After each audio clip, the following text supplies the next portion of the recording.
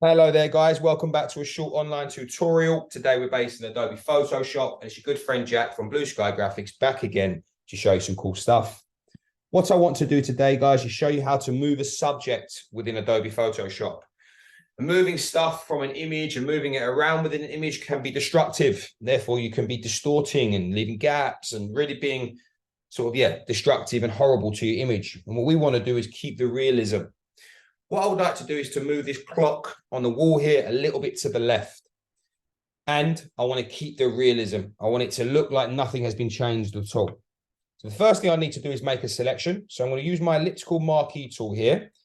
Start off in the middle of the clock, and I'm going to use the keyboard shortcut Option on the Mac on Alt on Windows to resize from the center point, and Shift as well at the same time to keep it nice and proportionate. And there's our selection made.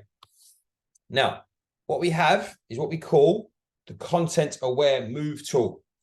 Similar to the Content Aware Fill options, it will allow me to move things, and the system will replace the gap that I leave with existing pixels that they find within this particular image.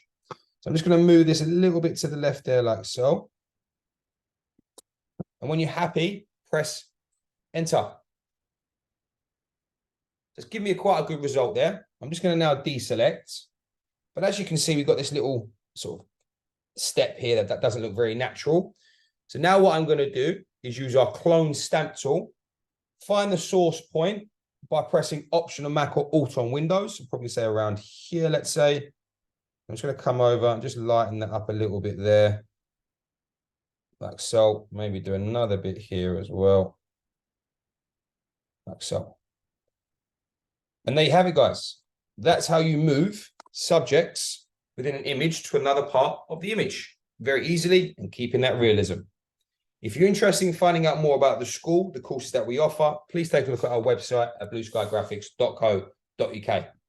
Thank you very much, guys. Take care, and I'll see you next time.